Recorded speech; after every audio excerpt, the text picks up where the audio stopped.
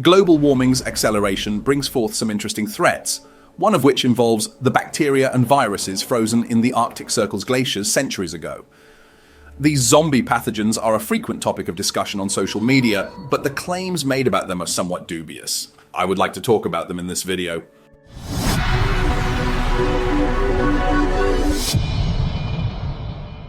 First, let's look at what they are. Then let's delve into why the claims of those who popularize these pathogens are somewhat questionable.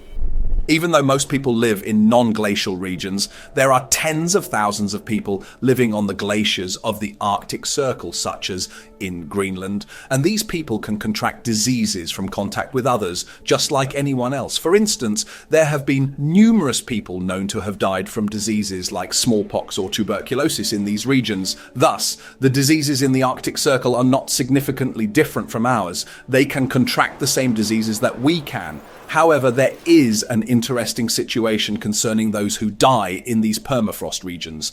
After dying, they quickly freeze beneath the ice and their bodies can be preserved without disintegrating for centuries. This is unlike those who die and are buried in soil where bacteria begin to decompose the body.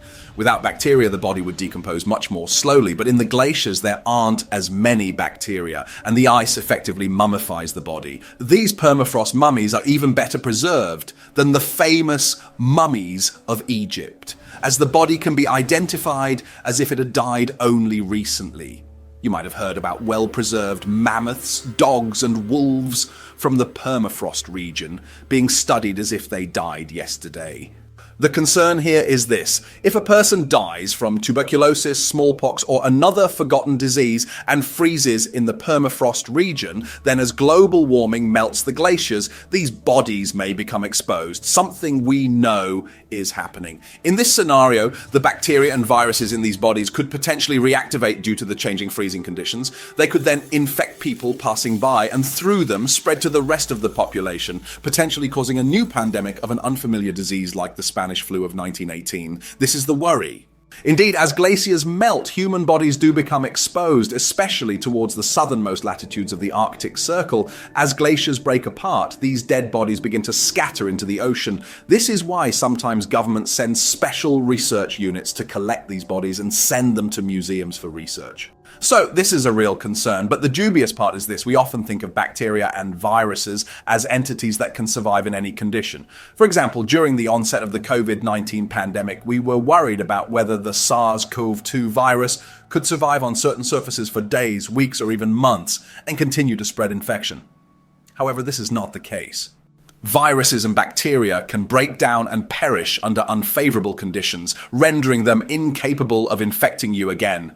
Therefore, the probability of bacteria and viruses emerging anew from the thawing permafrost and suddenly reverting back to their original state, as if nothing had happened hundreds of years later and being able to infect humans or other animals, seems very low.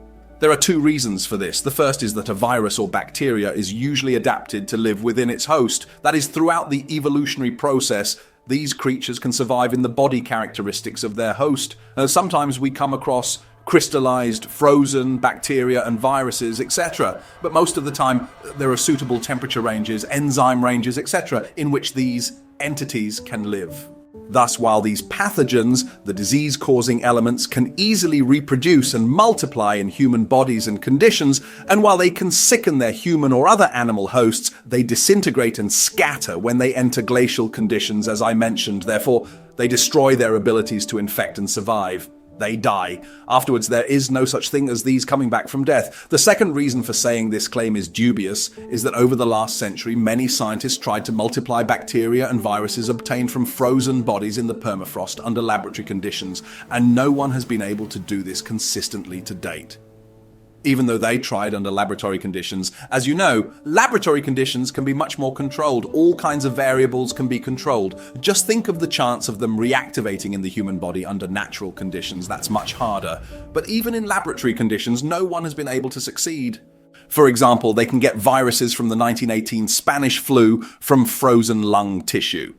When they tried to multiply this in the laboratory, they saw that the virus did not multiply at all. Similarly, for bacteria, when they took bacteria related to bacterial diseases and tried to multiply them in the laboratory. And when they tried to feed them by providing suitable conditions, they saw that these bacteria did not multiply again. Therefore, if you think about it, the threat is not so much that bacteria and viruses emerging as a result of the thawing of the permafrost spread to the population for natural reasons, but rather that if the scientists thinking about this issue make a mistake and are able to reactivate these bacteria or viruses and accidentally leak from the laboratory, the chance of an outbreak starting is much higher than natural emergence. But this needs to be carefully considered. Let me throw in a plot twist. I say this for a reason. In some cases, there is doubt that pathogens released from frozen organisms, that is, creatures that were once alive but later froze, can indeed make humans sick. One of these is as follows. Diseases that have infected humans do not necessarily have to infect humans again as a result of this thawing.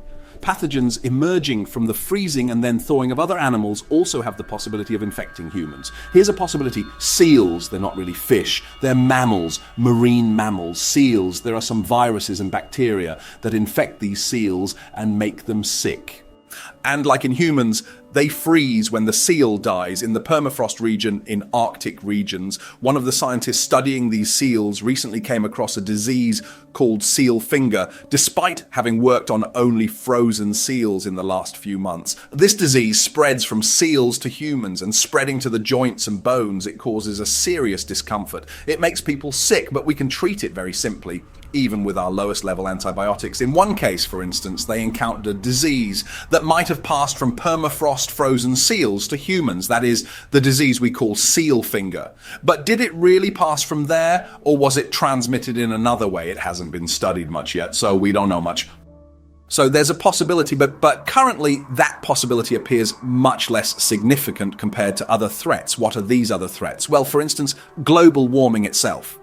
Global warming poses a much more critical threat, or let's consider the destruction of the Amazon rainforest. As these forests are fragmented and devastated, humans will be exposed to viruses that have evolved in those tropical regions. Those involved in cutting down those trees or farmers settling in these areas will likely encounter these viruses. These pathogens can spread globally with ease and potentially pave the way for severe, limiting, and disruptive diseases, just like what we witnessed during the COVID-19 pandemic.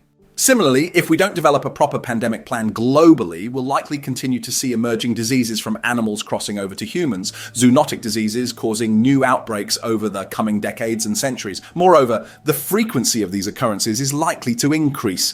It's one thing for a pandemic that began in 1918 to spread globally. It's entirely another thing for one starting in 2019 or 2020. Probably the spread of another outbreak commencing in 2050 or 2100 will be a completely different story. Look at how interconnected we've become. How easily can we travel intercontinentally? Maybe by 2050 or 2100, we'll be talking about how easily we can travel interplanetary or between moons. Maybe our pandemics will spread to these places.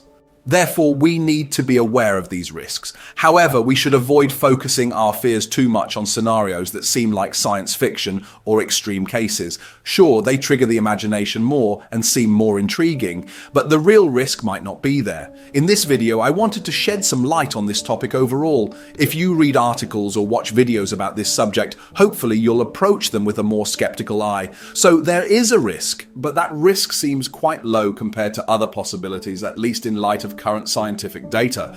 As humanity, we have much bigger problems to worry about in the world right now. I hope this has been useful. Until the next video, take care and goodbye, folks.